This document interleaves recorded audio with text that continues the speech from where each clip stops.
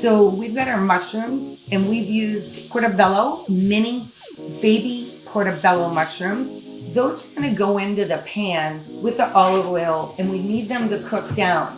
I'm not putting the onions in yet because when you build this mushroom sauce, it's important to build it in steps because we want the individual flavors to come out. The other thing that's gonna be going into our mushroom sauce is these wonderful peppercorns.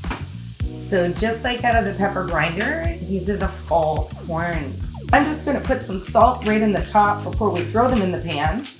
And we're gonna put some fresh cracked pepper, just a little bit, which is gonna blend really well into the sauce. So we're gonna give these mushrooms, Mom was just saying they're nice and hot. The sizzle in the pan that we're always looking for. So there we are. In this little bowl we have fresh thyme and those peppercorns. And remember, this stuff is all going in our mushroom sauce. I'm gonna take that little bit of onion and we're gonna put this bowl right here. And that has the peppercorns and the thyme in it. Those will be the last two ingredients that Mom's gonna need. But the mushrooms, they need about 10 minutes. Yeah. And the reason you wanna keep the temperature up on your mushrooms right now is mushrooms have a lot of moisture. And that moisture is gonna come out in the pan and we want it to evaporate because we wanna actually get those mushrooms a little crispy. So there's a couple things. We wanna get some garlic. I had some garlic in with the onions. The reason why I don't add the garlic at the beginning is the temperature is really high in the pan and I don't wanna burn that beautiful garlic. So I put about 5 small cloves into my mushroom sauce. Let's get that in the pan. There you go, Mom. So do you remember?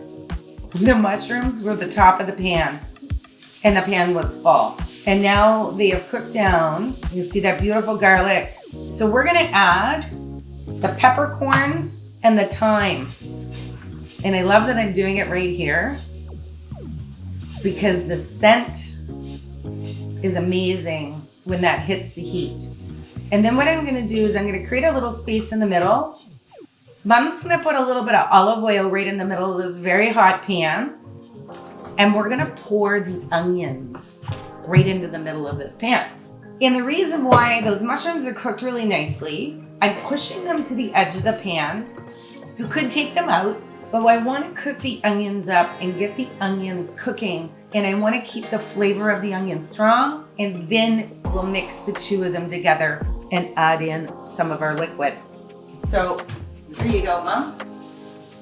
Perfect. We put about 1/4 of a cup of diced onion. So right here, this is a blend that you can get. There's many spice blends, and this is called a lemon pepper. So it's got a little bit of that citrus, fresh citrus smell that goes to it. So I'm gonna put a little bit of that, oh, there we go, on top with the onions for Mom. The other thing is, when you're cooking onions, always add a little bit more salt. I'm gonna add a little bit of liquid into that so we can turn it into a sauce. So this is flour with a little bit of cold water, just a room temperature water. I'm gonna mix this so there's no lumps. And I am using a gluten-free flour. You can use regular flour. And if you remember, I just put some water in with our mushrooms and onions and garlic. And this is about 1 tablespoon. And that is a flour and water mixture. We're gonna add that with our mushrooms. And I have a steak here that I cooked just before the show. I did a really simple marinade with some salt and pepper in some Worcestershire sauce. I'm looking at my mom. I always struggle with that word, but I'm gonna grab it so we can take a look at another sauce. Just say it fast. Worcestershire sauce. Worcestershire.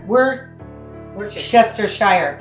So one of my favorite sauces, I put this on a lot, I barbecue a lot with it. I particularly love it with beef.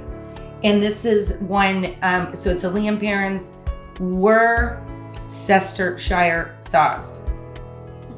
I marinated my steak with this a bit last night, overnight. So it's gonna give that steak an extra punch, all right? Perfectly cooked steak. And now let's top that mushroom and peppercorn sauce. I've already taste tested this. There we have it. I would serve that with some beautiful garlic mashed potatoes. I'll take that one. Right? So your steak, a mushroom and peppercorn sauce, you can use it with a lot of different things. I like it with chicken as well. We had a chicken debate last night. But beef definitely is one of the great ones.